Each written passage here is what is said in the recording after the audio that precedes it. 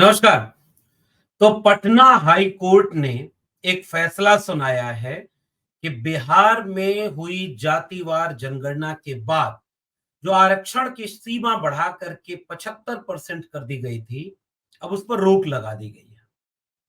नरेंद्र मोदी की बीजेपी के समर्थन में नीतीश कुमार की सरकार बिहार में चल रही है और नीतीश कुमार के सरकार ने जब तेजस्वी यादव के साथ गठबंधन में थी, तब उसने बिहार में जातिवार जनगणना कराई। नीतीश कुमार और तेजस्वी यादव ने जब जनगणना कराई, तो पूरे देश में आम चुनाव का वक्त आ रहा था। आम चुनाव शुरू नहीं हुए थे, लेकिन उस समय जैसे ही जनगणना के आंकड़े 2 अक्टूबर 2023 को जब बिहार सरकार ने आंकड़े सार्वजनिक कर दिए, तो पता इस देश को पहली बार चला कि जातिवार जनगणना का अर्थ केवल जातियों की गणना करना नहीं है कि किस जाति के कितने लोग हैं देश की आबादी में, बल्कि जातिवार जनगणना का अर्थ यह है कि किस जाति के पास क्या कुछ कितना है, किसको उसकी आबादी के मुताबिक हक और हिस्सा मिला है और किसका नहीं मिला है। देश, समाज, राज्य तब तक बराबर नहीं बन सकता जब तक उसमें बराबरी अवसरों में, संसाधनों में ना आए। और जब जातिवार जनगणना के बाद बिहार ने आजाद भारत में पहली बार उसके आंकड़े सार्वजनिक किए, तब इस देश को पता चला कि गरीबी के नाम पर हर चौथे में से एक आदमी सवर्णों में गरीब है, तो अब पिछड़े और अति पिछड़े समुदाय में हर दूसरा आदमी गरीब है। कहीं कहीं तो पूरा समुदाय केवल 10-15% अपनी आबादी के हक और हिस्सा पा चुका है। उसे रोजगार अगर मिला है तो उसकी आबादी का कोई हिस्सा ऐसा है जिसे 10 गुना कम मिला है, तो कोई तबका इस देश का ऐसा है जिसे 50 गुना ज्यादा मिल गया। इस तरह के आंकड़े जातिवार जनगणना के बाद आए। वरना इस देश में तो बड़े बड़े पढ़े लिखे लोगों से भी अगर आप एक बार पूछ दीजिए कि जातिवार जनगणना क्या है, तो वो नहीं जानेंगे, एक बुनियादी सवाल का जवाब भी नहीं दे पाएंगे। लेकिन ये जरूर कह देंगे कि नहीं नहीं, अब 21वीं सदी के भारत में जातिवार जनगणना नहीं होनी चाहिए, जातिवाद तो बढ़ जाएगा इससे। उन्हें पता ही नहीं, क्योंकि इस देश में न मीडिया में इस पर बहस खुलकर होती है, न पढ़े लिखे लोगों ने इस पर कोई ढंग का लेख लिखा, किताबें लिखी। एक बार खोज कर देखिएगा कि आपको जातिवार जनगणना पर कितनी किताबें मिलती है। केवल एक किताब मिलेगी और इसके आगे अब इस पर कोई काम नहीं होता, कम लेख लिखे गए। लेकिन वो हुआ और उसके बाद पूरे देश में एक नया विमर्श सेट हुआ। वह विमर्श जो भारत के संविधान को केंद्र में रखता है, वह विमर्श जो सामाजिक न्याय की विचारधारा को केंद्र में रखता है, वह विमर्श जो मंडल आंदोलन का बुनियादी सरोकार था।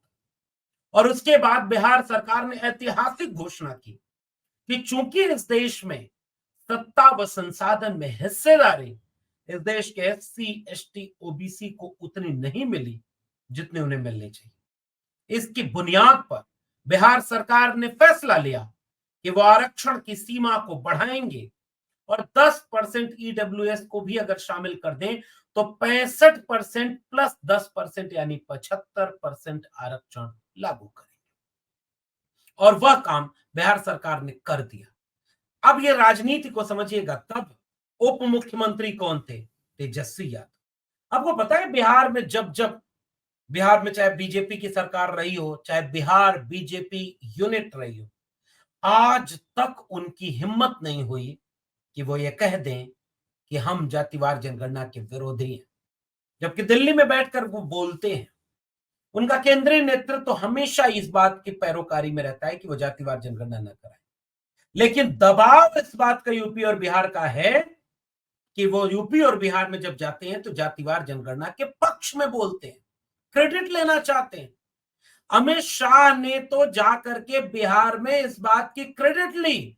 जब जातिवार जनगणना के आंकड़े सार्वजनिक हुए और आरक्षण बढ़ाया गया, तो अमित शाह बिहार में रैली करते हैं और कहते हैं कि यह फैसला तब लिया बिहार सरकार ने जब बिहार में बीजेपी जेडीयू के साथ अलायंस में थी। कोई पूछे अमित शाह से कि बिहार में जाकर जातिवार जनगणना का फैसला ले लेती है बीजेपी, यूपी में तो पूर्ण बहुमत की सरकार है बीजेपी की, कि अब यूपी में जातिवार जनगणना कब होगी, मध्य प्रदेश में जातिवार जनगणना क्यों नहीं हो रही, राजस्थान में जातिवार जनगणना क्यों नहीं हो रही, और देश में पिछले 10 साल के बाद तीसरी बार मौका मिल गया बीजेपी। बीजेपी ने अपने चुनाव में एक बार भी बोला क्या कि वो जातिवार जनगणना कराएगी? क्या बीजेपी आज भी चाहती है जातिवार जनगणना हो जाए? नहीं चाहती। ये बीजेपी बुरी तरह घिर गई बिहार में जाकर, और अब बिहार में नीतीश कुमार के साथ बीजेपी अलायंस में, और केंद्र में नीतीश कुमार ने बीजेपी को समर्थन दिया हुआ है। 12 सांसद जेडीयू के हैं। वो नीतीश कुमार जिन्होंने जातिवार जनगणना कराई, वो नीतीश कुमार जिन्होंने आरक्षण की सीमा बढ़ा करके पूरे देश में चुनाव का नैरेटिव सेट किया। आरक्षण विरोधी, सामाजिक न्याय विरोधी लोग बार बार ये कहते रहे कि ये तो गलत है, ये तो बढ़ाना ही नहीं चाहिए आरक्षण। उन्हें पता ही नहीं कि तमिलनाडु में आज भी 69% आरक्षण लागू है। कोई जाके बोल दे बीजेपी, तमिलनाडु में जाकर बोल दे कि वो आरक्षण जो लागू है वो गलत लागू है, वो नहीं मिलेगा, या वो हम छीन लेंगे। ऐसा कुछ भी बीजेपी करने की स्थिति में नहीं है। जैसे नॉर्थ ईस्ट में जब बीजेपी जाती है तो बीफ पर कुछ नहीं बोल पाती है, लेकिन जब काऊ बेल्ट, सो कॉल्ड काऊ बेल्ट यूपी बिहार में आते हैं तो मछली, मटन, मंगलसूत्र क्या क्या बोल देते हैं। ये राजनीति है जो शायद आप जैसे बहुत सामान्य लोगों को पता नहीं, जब तक समझ आएगी तब तक कितनी देर हो चुकी है, क्योंकि आपको पता ही कहां चलता है। बिहार में जाके जातिवार जनगणना का समर्थन, दिल्ली में आके विरोध, यूपी में आके विरोध, लखनऊ में विरोध। क्यों नहीं योगी आदित्यनाथ ने आज तक जातिवार जनगणना कराई? बोल नहीं सकते इसके लिए, क्योंकि वो भीतर से इसका विरोध करते हैं। ऐसा ही विरोध बहुत सारे लोगों ने किया, और इस तरह के कोटे को चुनौती देते हुए न्यायालय में याचिका दायर कि कैसे 7 नवंबर को जो विधानसभा में विधेयक पारित हुआ कि ओबीसी आरक्षण 12% से बढ़ाकर 18%, ईबीसी का कोटा 18% से बढ़ाकर 25%, शेड्यूल कास्ट का कोटा 16% से बढ़ाकर 20%, और शेड्यूल ट्राइब का कोटा 1% से बढ़ाकर 2% करने का जो प्रस्ताव दिया गया 9 नवंबर 2023 को बिहार विधानसभा में, वो प्रस्ताव पास हो गया। 21 नवंबर को राज्यपाल ने मंजूरी दे दी और विधेयक कानून का रूप लेकर पूरे प्रदेश में लागू हो गया। और इसका विरोध में एक संगठन, यूथ फॉर इक्वालिटी, ये पुराना संगठन है, अगर इसके बारे में आप लोग जानते होंगे तो 2006 में जब मंडल पार्ट 2 जिसे हम कहते हैं, उच्च शैक्षणिक संस्थानों में आरक्षण ओबीसी को दिया जाना, कभी किसी सवर्ण की, जातिवादी सवर्ण की नब्ज अगर पकड़िएगा तो कई बार वो आरक्षण विरोधी निकलेगा। थोड़ा समझदार होगा तो कहेगा कि एससी और एसटी का आरक्षण तो ठीक है, ओबीसी का आरक्षण नहीं होना चाहिए। कितना भी, बहुत थोड़े से ऐसे लोग मिलेंगे आपको इस देश में जो संविधान को समझते हैं, सामाजिक न्याय को समझते हैं। वरना इस देश में जाति वो शय है कि जो जिस जाति का है वहीं से वो सोचना शुरू करता है। जिस चीज का उसे फायदा मिलता है या उसने अपने परिवार में, अपने घर परिवार पे, अपने दोस्तों के बीच जो सुना है वही उसकी धारणा है, वही उसकी सोच है। अगर वो सवर्ण है तो अमूमन वो आरक्षण विरोधी होगा। अगर वो दलित पिछड़ा है तो उसे दूसरे ढंग से आरक्षण को सोचने का कोई ट्रेनिंग नहीं मिल रही है। इस देश में नागरिक बोध इतना कम है। थोड़े से लोग ऐसे हैं जो समझते हैं जाति के ऊपर उठ करके विचारधारा कि मनुष्य तब तक मनुष्य नहीं है जब तक समानता व न्याय के मूल्य को नहीं मानता। और समानता और न्याय का मूल्य कहता है कि अगर किसी को जात के नाम पर हजारों साल से शोषण का शिकार बनाया गया तो उसे जाति के नाम पर विशेष अवसर दे दो ताकि वो बराबरी तक तो पहुंचे। लेकिन कल्पना करिए, इस देश में एक संगठन बना हुआ है, यूथ फॉर इक्वालिटी। कौन सा यूथ है जो इक्वालिटी की बात करता है? और कौन सी इक्वालिटी? क्या आरक्षण से इक्वालिटी नहीं आती? क्या इक्वालिटी रिजर्वेशन दे करके बराबरी का समाज नहीं बनाती? उसे पता ही नहीं, फिर भी इस देश में चल रहा है। और उसने फिर से वो मंडल कमीशन का विरोध किया। मंडल कमीशन के विरोध में लोग कोर्ट गए तो इंदिरा साहनी जजमेंट आया, और फिर वही मंडल कमीशन जीता, और कास्ट बेस्ड रिजर्वेशन ओबीसी को एजुकेशन और सोशल बैकवर्डनेस के बेस पर मिला। फिर से लेकिन यूथ फॉर इक्वालिटी के लोग 2006 में जब मंडल पार्ट 2 आया तो फिर से इसका विरोध करने लगे। मैं तो उस विश्वविद्यालय में 13 साल पढ़ाया हूं जो मंडल विरोधी आंदोलन का केंद्र रहा, दिल्ली विश्वविद्यालय। बड़े बड़े प्रोफेसरों के लिबास उतरते देखे हैं हमने। हम जानते हैं कि उनका जाति का ऐसा कीड़ा है कि कई बार ज्यादा पढ़ा लिखा समझदार है तो सामने से नहीं दिखता, लेकिन भीतर से सब नजर आता है। इस बार भी उसी यूथ फॉर इक्वलिटी नामक संगठन ने हाई कोर्ट में चुनौती दी और सुप्रीम कोर्ट के द्वारा 50% से अधिक आरक्षण न देने का आधार बनाकर बिहार आरक्षण कानून को चुनौती दी।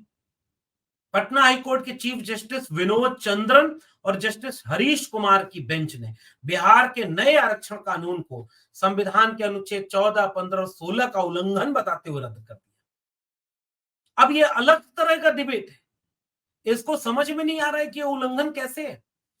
आपको याद है, एक मैं सुप्रीम कोर्ट है चूंकि उस पर हाई कोर्ट है, उस पर अभी बात होगी नहीं, प्रतिक्रिया आई।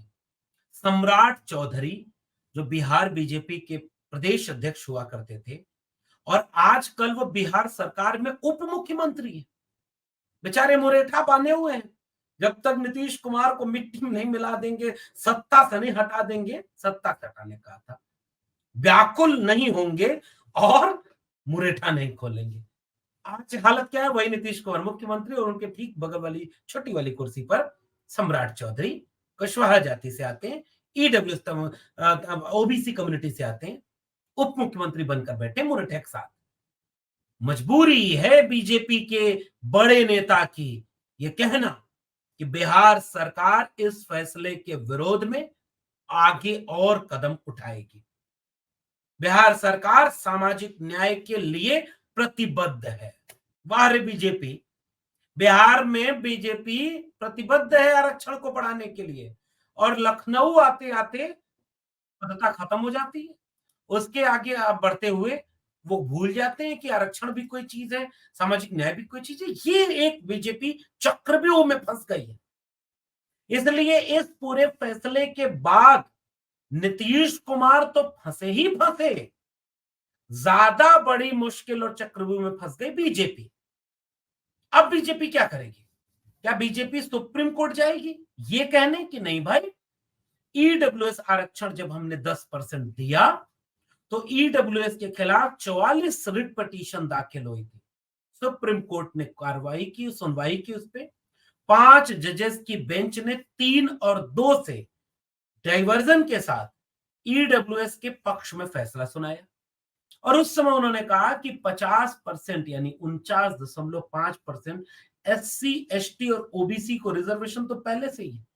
यानी अगर एससी, एसटी, ओबीसी तीनों ईडब्ल्यूएस में शामिल नहीं तो ईडब्ल्यूएस केवल सवर्ण आरक्षण हुआ कि नहीं? और अगर ये आरक्षण सवर्ण आरक्षण है तो ये जाति के नाम पर क्यों नहीं हुआ? और अगर ये गरीबी के नाम पर होता तो इसमें सारे वर्गों के गरीब होते, लेकिन सारे वर्ग के गरीब है नहीं, इसलिए ये 50% के ऊपर 10% निकल जाता है, यानी 60% आरक्षण इस देश में लागू होता है। कैसे डिबेट होती है इस देश में, मैं तो सोचना चाहता हूं, जरा आप भी सोचकर बताइएगा और नीचे कमेंट बॉक्स में बताइएगा। अगर 50% की अपर लिमिट है तो तमिलनाडु में 69% आरक्षण जाने कब से चला आ रहा है। कैसे? क्या सुप्रीम कोर्ट में इसके चैलेंज नहीं हुई? लेकिन उसका तर्क ये था कि वहां की आबादी के मुताबिक एक राज्य को इसका हक है कि वो अपने यहाँ के नागरिकों को उनकी बराबर के तरफ अधिकार और हिस्सा दे सकता है, फिर बिहार क्यों नहीं दे सकता? आपको पता है कि छत्तीसगढ़ और झारखंड, इन दोनों जगहों पर भी आरक्षण की सीमा को बढ़ाया गया। शायद एक जगह 75% और एक जगह 77% किया गया। दोनों जगह राज्यपाल बीजेपी के द्वारा भेजे गए बीजेपी के पक्ष के लोग थे और आज तक छत्तीसगढ़ और झारखंड में आरक्षण की सीमा नहीं बढ़ाई। अगर बिहार की बीजेपी बिहार सरकार के साथ इस फैसले के खिलाफ या इस फैसले से नाराज होकर आगे बढ़कर कोर्ट में जाती है कि नहीं आरक्षण की सीमा बनाए रखना होगा, तो सवाल पूछा जाएगा कि छत्तीसगढ़ की बीजेपी सरकार, फिर वहां के भूपेश बघेल सरकार ने जो 77% आरक्षण दे दिया, उसको लेकर कोर्ट क्यों नहीं जा रही है, उसको लागू क्यों नहीं करा रही? किसके कारण वो फंसा हुआ है? राज्यपाल? तो राज्यपाल भी तो बीजेपी के बैक डोर से बीजेपी के हैं। और अगर कोई बाधा नहीं है तो आप लागू क्यों नहीं कर? और अगर कानूनी अड़चन है तो जैसे बिहार की बीजेपी कोर्ट में जाएगी, कि नहीं नहीं हाई कोर्ट का फैसला ठीक नहीं, हम सहमत नहीं है, हम सबको सबके हिस्से का हक देते हैं, तो छत्तीसगढ़ बीजेपी क्यों नहीं कोर्ट जाएगी? झारखंड बीजेपी क्यों नहीं कोर्ट जाएगी? यूपी बीजेपी क्यों नहीं कहेगी कि हाँ, हमारे यहाँ भी जातिवार जनगणना होनी चाहिए? और अगर ये सब कहेंगे तो दिल्ली वाली बीजेपी का क्या होगा? आज की तारीख में बीजेपी की तरफ से बयान दिया जा रहा है कि नहीं नहीं बिहार में सबको, क्योंकि बिहार, यूपी मंडल आंदोलन की जमीन है। सामाजिक न्याय की वैचारिकी, राजनीति की वैचारिकी जो आरएसएस और बीजेपी के सामने एक चुनौती बनी रहती है, आज भी वहां आप आरक्षण के विरोध में बोलकर राजनीति तो नहीं कर पाएंगे। बीजेपी को यह बात पता है, 2015 का चुनाव बीजेपी भूली नहीं होगी। मोहन भागवत ने एक बयान दिया था कि आरक्षण की समीक्षा होनी चाहिए, फिर आरएसएस की समीक्षा हो गई थी। 14 का विजय रथ 15 में बिहार में रुक गया था। बिहार में बीजेपी को भी जातिवार जनगणना का समर्थन करना पड़ता है। बिहार में बीजेपी को भी यहाँ पे आरक्षण का समर्थन करना पड़ेगा। और अगर ये होता है तो बीजेपी के अपने चक्रव्यूह में नहीं फंस गई। तेजस्वी यादव ने इसीलिए इस पूरे मामले में ये बात कही कि बिहार के लोगों को उनका हक दिलाने के लिए हम आगे तक इस लड़ाई को लड़ेंगे। उत्तर प्रदेश में अखिलेश यादव जो समाजवादी पार्टी के मुखिया हैं, वो लगातार ये बात कहते रहे हैं कि जातिवार जनगणना होनी चाहिए। सदन में खड़े होकर उन्होंने कहा, अलग अलग जाति के नेताओं से पूछवा दिया, बताइए भाई ओम प्रकाश राजभर जी, आप जातिवार जनगणना चाहते कि नहीं चाहते? बताइए भाई मंत्री बने हैं संजय निषाद जी, बताइए आप चाहते हैं कि नहीं चाहते? बताइए भाई ये आशीष पटेल जी, आप अपना दल वाले सब चाहते हैं बीजेपी के छोड़ करके। तो उत्तर प्रदेश और बिहार में जातिवार जनगणना होगी। और अगर यूपी बीजेपी, बिहार बीजेपी जातिवार जनगणना के पक्ष में, आरक्षण के पक्ष में है, तो यूपी में क्यों नहीं? दिल्ली में क्यों नहीं? छत्तीसगढ़ में क्यों नहीं? मध्य प्रदेश में क्यों नहीं? आप जनता को मूर्ख समझना बंद कर दीजिए। इस तरह की बातें लोग मजाक उड़ाते हैं। ये मेरे शब्द नहीं है, मोदी जी के हैं। कितना मूर्ख समझ रहे हैं आप? ये बीजेपी इतने बुरे ट्रैप में फंसी हुई है इस समय बिहार के आरक्षण वाले सवाल पर। और अब ये होना देखना तय है। नीतीश कुमार बुरी तरह फंसे हुए हैं कि जनाब करें तो करें क्या? पैर की नाप ले लिया, हाथ की नाप ले लिया मोदी जी की। आपने तस्वीरें देखी ना, शपथ ग्रहण के बाद पैर की नाप ले रहे थे मोदी जी की नीतीश कुमार। अभी नालंदा वाले कार्यक्रम में हाथ की नाप ले रहे थे नीतीश कुमार मोदी जी की। अब किसकी नाप लेकर के क्या करेंगे?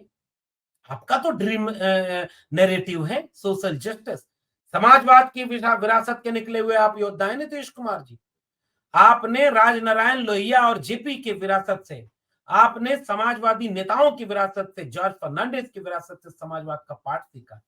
कम से कम नीतीश कुमार और योगी आदित्यनाथ में तो अंतर है ना। नीतीश कुमार जी अंतरात्मा तो आपकी है ना। तो आप क्या करेंगे? बुरे आप भी फंसे हैं। रेल मंत्रालय वैसे भी आपको मिला नहीं, आपका मनपसंद मंत्रालय मिला नहीं। किस कोई कमजोर नस दब गई क्या? ये सोचिएगा जरा आप लोग भी। अगर ये जानते हैं तो नीचे कमेंट बॉक्स में बताइएगा, नीतीश जी इतने लाचार और बेबस क्यों नजर आने लगे? क्या बालिका सुधार गृह वाला कोई मामला है क्या? कोई सृजन का मामला है क्या? और अगर ये दोनों मामले नहीं है तो फिर खुददारी का मामला कहां गया? अब तो इतने बड़े कद पर हैं, 12 सांसद आपके, और आपने कोई बढ़िया मंत्रालय लिए बिना भी एकदम हाथ और पैर के नाप लिए जा रहे। और अब देखिए अब आपके साथ क्या होगा। और बीजेपी को यह सोचना होगा कि आरक्षण के मुद्दे पर अगर बिहार में वो अलग राय रखती है तो यूपी, छत्तीसगढ़, मध्य प्रदेश, राजस्थान हर जगह से सवाल पूछे जाएंगे, महाराष्ट्र तक पूछे जाएंगे कि भाई बाकी जगह पर क्या है। और आप जनता को मूर्ख समझना बंद कर दीजिए। तो देखते हैं नसीब वाले का नसीब नीट का पेपर लीक करा रहा है, नेट जेआरएफ का पेपर लीक करा रहा है। राहुल गांधी आंख में आंख डाल करके कह रहे हैं पॉपा वोर रुकवा दी, पेपर लीक नहीं रुकवा पा रहे। ये है नसीब बदलाव।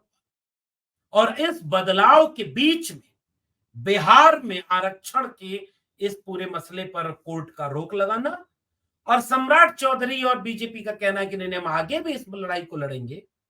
ऐसा लगता है कि ग्रह दशा थोड़ी बदल सी गई है। अब देखना दिलचस्प होगा जब उत्तर प्रदेश के 37 सांसद लोकसभा में खड़े होंगे और खड़े होकर अखिलेश यादव के नेतृत्व में पूछेंगे कि बताए बीजेपी वो जाति जनगणना क्यों नहीं करा रही, वो जनगणना क्यों नहीं करा रही, वो जनगणना का समर्थक है कि विरोधी है। बीजेपी दिल्ली में बैठकर क्या बोलेगी? क्योंकि बिहार में तो वो जातिवार जनगणना के समर्थन में है और कोर्ट के फैसले के खिलाफ सुप्रीम कोर्ट जाने की तैयारी कर रही है। तो फिर दिल्ली वाली बीजेपी क्या बोलेगी?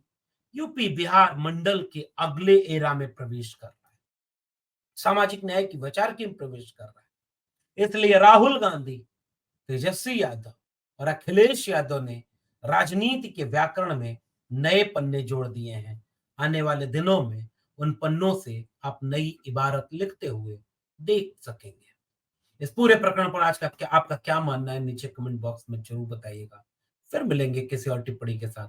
तब तक के लिए बहुत बहुत धन्यवाद।